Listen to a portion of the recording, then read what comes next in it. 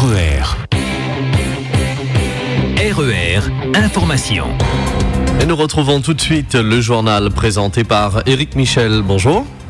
Bonjour à tous. Et tout d'abord, direction la route où on y signale qu'un accident vient de se produire juste au niveau du premier rond-point de la Petite Île en direction de Saint-Pierre. Choc frontal entre tracteur, un bus, une voiture et un camion également impliqué. On n'a pas plus de renseignements pour l'instant. En tout cas, la circulation est arrêtée sur le secteur. Ça se passe du côté donc du rond-point de la Petite Île en direction de Saint-Pierre. Un choc frontal entre plusieurs véhicules. Tracteur, bus, voiture et camion. Merci déjà à Dark Vador pour cette alerte au 39 16 16. RER. Dans le débat sur les carburants, le gasoil à 1 euro est presque une réalité. La Chambre des carburants d'intérêt régional et de produits pétroliers, à l'initiative du projet, a réceptionné hier au port Est un bateau en provenance de Singapour avec à son bord 10 tonnes de carburant, 12 000 litres de gasoil destinés dans un premier temps aux membres de la CIOP. C'est presque une réalité, je vous le disais, puisque le prix de ce carburant devrait s'élever entre 1,08 € et 1,10 €. Il restera toutefois moins cher au prix affiché à la pompe depuis hier, 1,29 €. Clin d'œil de cette histoire, le navire qui transportait ce gasoil porte le nom de Le Providence. Ça ne s'invente pas. XL Airways débarque à La Réunion. La compagnie low cost annonce un billet d'avion Réunion-Marseille à 499 € pour 12% de ses sièges. Sinon, les prix moyens seront inférieurs à 1 000 €. Laurent Magnien explique comment sa compagnie peut afficher de tels tarifs. Tout simplement, on a fait un constat sur la Réunion. D'abord, c'était l'abandon des lignes au départ de province, ce qui nous semblait une opportunité extraordinaire pour démarrer la Réunion. Il faut savoir qu'une ligne comme Marseille est une ligne quasiment historique depuis des années. Donc pour nous, ça semblait complètement plein de bon sens de pouvoir démarrer sur cette ligne Marseille-Réunion. Et puis encore une fois, le concept de l'aérien est en train de changer complètement dans toute l'Europe. Vous savez qu'on parle beaucoup des compagnies à bas coût, qui s'inscrivent dans un modèle différent d'un certain nombre de compagnies aériennes classiques. Et à partir de là, on sait que le combat sur les prix de la Réunion est un combat indispensable à la desserte de l'île.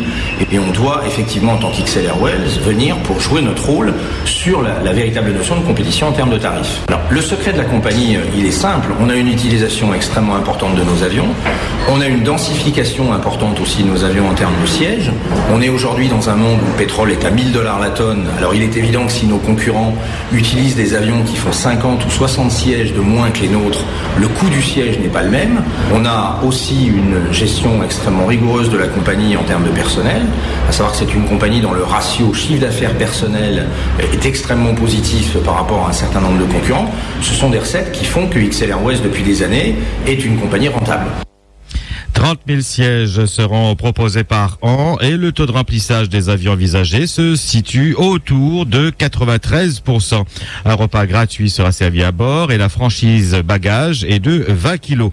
La compagnie commencera ses vols réguliers à partir du 6 décembre prochain avec un Airbus A330-200 à raison de 2 fréquences par semaine, le lundi et le jeudi. Le vol du jeudi aura une correspondance à Mayotte. Des manifestations de parents d'élèves hier encore à l'école Ambroise Vollard à la rivière Saint-Louis, à l'école de l'Ermitage Léo à Saint-Paul. Les parents protestent contre le manque de personnel et l'insalubrité des locaux. Un parent d'élève nous décrit le cadre dans lequel travaillent les enfants à Ambroise Vollard. L'école est dans un état insalubre, délabré. Les enfants sont en danger et on n'a jamais eu de réponse. Il n'y a aucun travaux qui n'a été fait, donc aujourd'hui on fait grève. Alors on a la cantine. La cantine est très petite, 363 élèves. Il y a des risques au niveau de l'évacuation d'urgence. Les portes sont trop petites pour l'évacuation d'urgence, c'est un ancien établissement. On a des résidus de peinture et de placo qui tombent dans les plateaux des enfants. Les chaises sont rouillées, les tables sont rouillées. Il y a un frigo avec des prises de courant dessus. En temps de pluie, ça coule au niveau du toit, ça coule sur le frigo de la cantine. Le sol, c'était un sol qui n'est pas antidérapant. La commission est passée au mois de février. Elle a donné 6 mois à la mairie pour faire les travaux d'urgence. Les 6 mois sont passés, rien n'a été fait. Et n'ayant obtenu aucune réponse de la mairie, la grève est reconduite pour demain. Manifestation dans le cirque de Mafate aussi hier. Des jeunes réclament du travail. Ils ont bloqué les sentiers d'Horaire et de l'Îlette à Malheur. Ils s'élèvent contre le peu de considération des élus à leur égard. S'ils n'obtiennent pas satisfaction dans le courant de cette journée, ils menacent de bloquer les écoles demain jeudi. RER. On en parlait hier et triste illustration aujourd'hui. Un jeune homme de 17 ans s'est suicidé hier en se jetant du pont de la Grande Ravine à Trois-Bassins. Le PGHM, le peloton de gendarmerie de Haute-Montagne, est intervenu pour remonter le corps. Et à propos du suicide, justement, vous rappelez que ce soir, de 17 à 19h, l'association Prévention Suicide organise une soirée débat à la capitainerie de Saint-Pierre. Aux assises, Jean-Félix Kibio a été condamné hier à 10 ans de prison ferme pour avoir tué de 2 tirs de gomme-cogne Patrick Palmont en septembre 2010 dans un bar karaoké au port. Il devra aussi payer plus de 300 000 € de dommages et intérêts aux parties civiles. Nouveau procès hier contre Gérard Etève. L'ex-PDG d'Air Austral est accusé de harcèlement moral par son ancienne assistante de communication. Des faits qui remontent de 2007 à 2010. Le procureur a requis 4 mois de prison avec sursis et 15 000 € d'amende contre Gérard Etève. 50 000 € d'amende contre la compagnie aérienne. Le jugement a été mis en délibéré au 9 octobre prochain.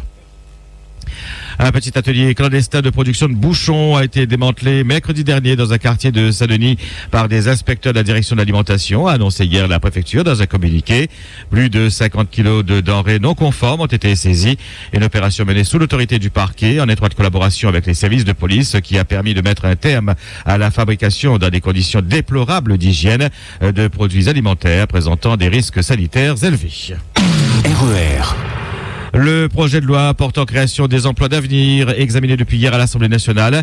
Dans le cadre de ces discussions, le député socialiste Jean-Jacques Vlaudi déposera un amendement qui élargirait le dispositif à tous les jeunes ultramarins, qu'ils soient diplômés ou non.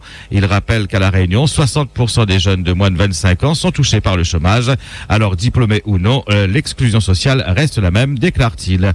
Jean-Jacques Vlaudi assure qu'il demandera au ministre du Travail que le nombre des emplois d'avenir correspondent au degré des difficultés rencontrées dans les Outre-mer. Le gouvernement, je vous le rappelle, a annoncé son intention de créer 150 000 contrats d'avenir pour les 16-25 ans, peu ou pas qualifiés, dont 100 000 dès le 1er janvier de l'année prochaine. Un texte qui a donné le coup d'envoi de la session extraordinaire du Parlement, puisque pendant ce temps, les sénateurs planchent, eux, sur le projet de loi sur le logement social. Il prévoit la cession de terrains de l'État, éventuellement gratuite, aux collectivités locales pour favoriser la construction de logements sociaux et le renforcement des sanctions contre celles qui refusent d'en construire. L'objectif du gouvernement est de construire 500 000 logements par an, dont 150 000 sociaux. À La Réunion, 7 sites appartenant à l'État ont déjà été répertoriés pour être cédés à des collectivités locales. Et on peut citer l'ancienne prison de la rue Juliette Dodu, le terrain de la caserne Lambert, les anciennes gendarmeries de Sainte-Suzanne et de Sainte-Marie, ou encore le CPI du Brûlé. Un Français sur 5, soit 21%, avoue être en découvert bancaire à la fin de chaque mois. C'est le résultat d'un sondage réalisé par le CSA pour l'organisme de crédit Cofidis. Au total, un Français sur 2 déclare avoir été au moins une fois dans le rouge dans l'année. Les personnes de la catégorie des 35-49 ans sont plus souvent à découvert, 30%. Et pour de nombreux ménages modestes, la tentation est souvent forte d'utiliser son découvert bancaire autorisé comme une avance de trésorerie pour faire face aux dépenses quotidiennes. Un filon en or pour les banques, puisque selon l'UFC Que Choisir, l'an dernier, la facturation de frais liés au découvert des clients a rapporté 3 milliards d'euros aux banques, 350 millions d'euros provenant des découverts autorisés et 2 milliards 700 millions d'euros de découverts non autorisés. Votre question d'actualité aujourd'hui, êtes-vous à découvert à chaque fin de mois? Avez-vous négocié à découvert autorisé avec votre banque? Êtes-vous obligé de rentrer dans ce système pour faire face aux dépenses quotidiennes? Parvenez-vous ensuite à couvrir votre découvert à la fin du mois? Vos réponses sur le www.rer.re.